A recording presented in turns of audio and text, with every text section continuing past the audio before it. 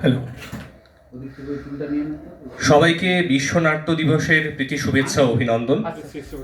এই বিশ্ব নাট্য দিবসে আমি একটি বার্তা পাঠ করতে চলেছি। এবার এই বার্তাটি লিখেছেন উইলিয়াম ডেফো, বিখ্যাত অভিনেতা। আমরা সবাই যারা যারা স্যাম রাইমি পরিচালিত স্পাইডারম্যান দেখেছি, সেখানে উনি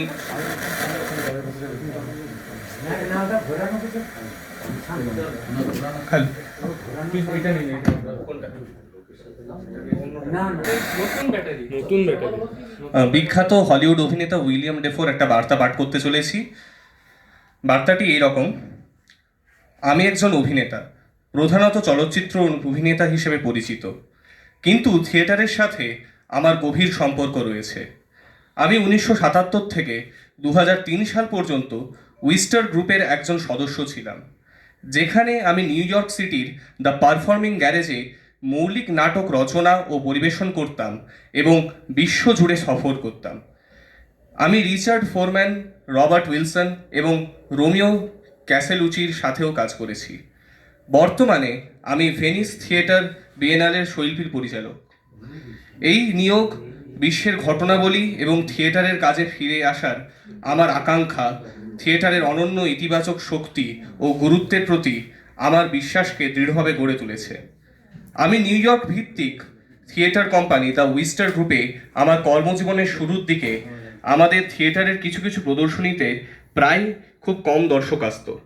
প্রায়শই নিয়মটা এরকম ছিল যে দর্শকের চেয়ে শিল্পী বেশি হলে আমরা প্রদর্শনীটি বাতিল করতে পারতাম, কিন্তু আমরা তা কখনো করিনি। কোম্পানির অনেকেই থিয়েটার প্রশিক্ষিত ছিলেন না, বরং তারা ছিলেন বিভিন্ন ক্ষেত্রের মানুষ যারা থিয়েটার করার জন্য একত্রিত হয়েছিলেন। তাই শো চলতেই হবে কথাটা ঠিক আমাদের মূলমন্ত্র ছিল না। তবে আমরা দর্শকদের সাথে আমাদের এই যোগাযোগ বজায় রাখার একটা দায়বদ্ধতা অনুভব করতাম। আমরা প্রায় দিনের বেলা মহড়া দিতাম এবং সন্ধ্যায় সেই কাজগুলো একটা নির্মাণাধীন কাজ হিসেবে প্রদর্শন করতাম। আমরা কখনো কখনো একটা নাটকের জন্য সারা বছরের পর বছর কাটিয়ে দিতে পারতাম, আর পুরনো নাটকগুলো নিয়ে দেশ বিদেশে ঘুরে জীবিকা নির্বাহ করতাম।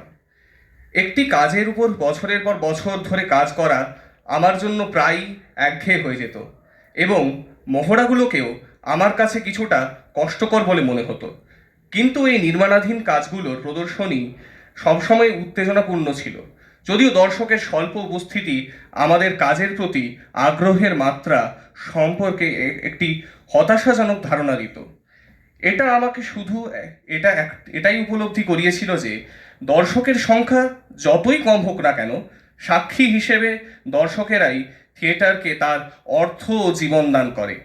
জুয়ার আড্ডার সাইনবোর্ডে যেমন লেখা থাকে, জিততে হলে আপনাকে অবশ্যই উপস্থিত থাকতে হবে। সৃষ্টির একটি কর্মের বাস্তব সময় ভাগ করে নেওয়া অভিজ্ঞতা, যা হয়তো সুরারোপিত ও পরিকল্পিত হতে পারে, কিন্তু সর্বদাই স্বতন্ত্র। নিঃসন্দেহেই নাট্যকলার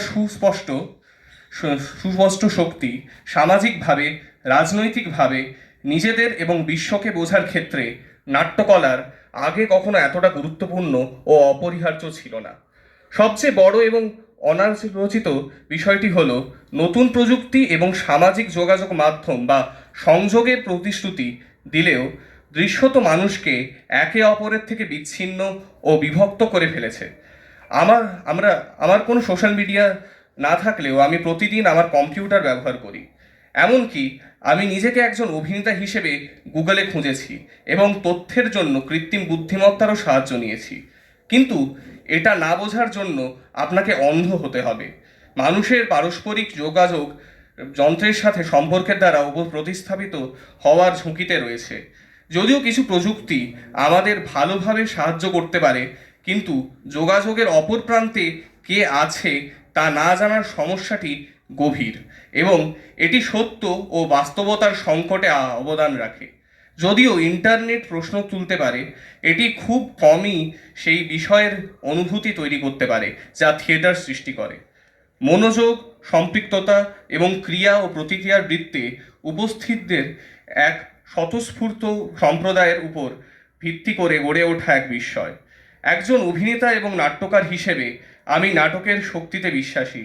এমন এক বিশ্বে যা ক্রমশ আরও বিভেদপূর্ণ, নিয়ন্ত্রণমূলক এবং সহিংস হয়ে উঠেছে বলে আমার মনে হয়, সেখানে নাট্যকার হিসেবে আমাদের চ্যালেঞ্জ হলো নাটককে শুধুমাত্র বিনোদনের জন্য নিবেদিত একটি বাণিজ্যিক উদ্যোগ বা ঐতিহ্যের নীরস প্রাতিষ্ঠানিক সংরক্ষক হিসেবে এর কলুষতা থেকে বিরত থাকা, বরং এর শক্তিকে এমনভাবে বিকশিত করা যা তা বিভিন্ন মানুষ, সম্প্রদায়, সংস্কৃতি সংযুক্ত করতে পারে এবং সর্বোপরি আমরা কোন দিকে যাচ্ছি তা নিয়ে প্রশ্ন তুলতে পারে।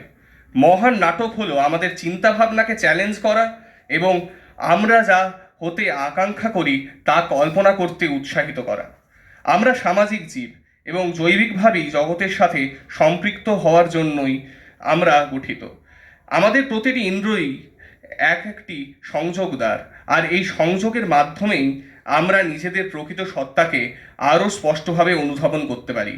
গল্প বলা, ভাষা, অঙ্গভঙ্গি, নন্দনতত্ত্ব ও দৃশ্যসজ্জার অর্থাৎ একটি পূর্ণাঙ্গ শিল্পরূপ হিসেবে নাট্যকলা আমাদের সামনে উন্মোচন করতে পারে যে অতীতে কি ছিল, বর্তমানে কি আছে এবং ভবিষ্যতে আমাদের এই জগৎটি কেমন হতে পারে।